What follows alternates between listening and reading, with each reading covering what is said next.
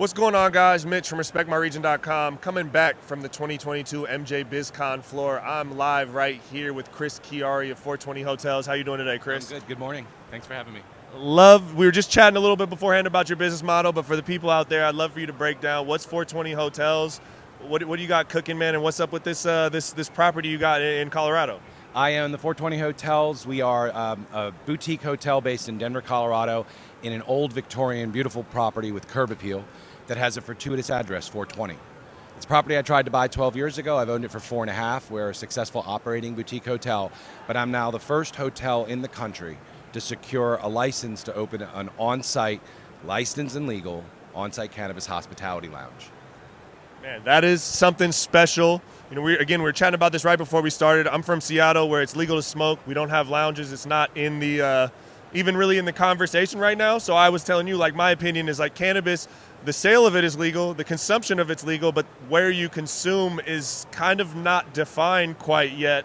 There's been a lot of talk about lounges, but hospitality far exceeds just a lounge type environment. So I'm just kind of curious your thoughts of like having a hotel, where does that fit into the hospitality environment, and where just cannabis can kind of be destigmatized and a normal thing. It's not like you're just going there for cannabis, but it's normalized, right? What's your take on that? We have legalized cannabis, but we have not normalized and destigmatized its possession and use.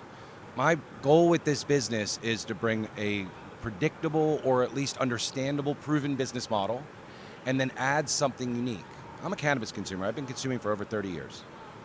I didn't wake up and say I want to add cannabis. I literally looked at this property a dozen years ago with the intention of taking that address, which is multi-generational branding and marketing that's already established, taking that property that's already historic and tells a story, and bringing them together, writing another chapter.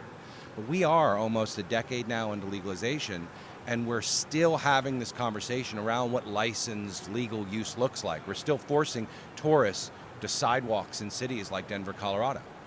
But the policy took forever to catch up. I call this, from a policy perspective, the final mile of legalization. This is that last wave where we have normalized production and sale, but we honestly still have not normalized possession and use. And I can't tell you what business models will work. I can tell you there are a number of operators that are coming to market. Hospitality is a saturated space, and it needs to be. The best representation of success in cannabis hospitality will be ubiquitous access. Lounges everywhere. And so I'm not worried about that from a competition standpoint, because I'm in this for the normalization and destigmatization. So having a healthy consumption hospitality environment is core and key to my long-term success.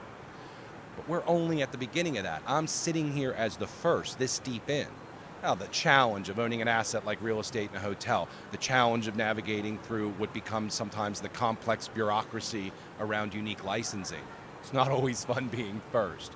But this space, cannabis hospitality, that is now starting to becoming a dominant conversation around the country, is the final mile of legalization.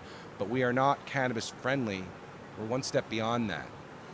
This is that unanswered piece of the policy. What does it mean to be inside with the Clean Indoor Air Act? Now, if you want to consume or combust inside, you're subject in big cities like Denver, New York, or Chicago to international standards around clean air. It has more to do with the safety of employees, creating a safe environment for someone to work. But as a consumer, right, this becomes a barrier to access. Those barriers are starting to come down. New hurdles always emerge, but that's where we are. We are at the cusp of something new and exciting in a space that now attracts 35,000 attendees, 1,000 plus vendors. It's exciting to be in a room with something that is right now a one-off. Yeah, and you are first, but there's proven models out there. We were talking again, the cigar lounge, there's cigar stores that you can consume inside, there's cigar bars inside hotels, casinos. So there is a framework for consuming, yes, or burning, combusting a plant inside, yes, for smoking purposes. So obviously, like you just mentioned, we're at MJ Biz Con, 35,000 plus people. There's a ton of people here. What is your goal for the Weed Week, and how's your experience been thus far?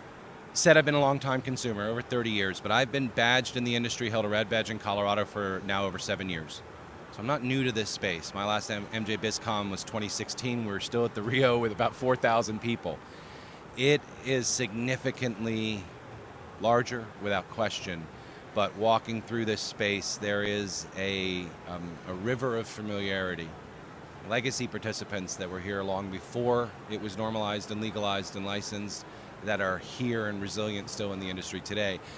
This is important to attend because this is the future of what nationalization looks like. There's a room full of 35,000 normal people, many of them consuming cannabis outside in front of the front door, outside in front of this venue. And getting back in here and having really productive engagements on business development, on policy, on the expansion of their ambitions and the products and services that are being sold here at the show. We're still not there. We have a long way to go. But I think this is reflective that we're normalized. Now let's get to the point where we can now normalize possession and use. We got to normalize possession and use. You heard it from Chris Chiari, founder, CEO, 420 Hotels. We're at the 2022 MJ Biz Con. We'll be back with more interviews later today.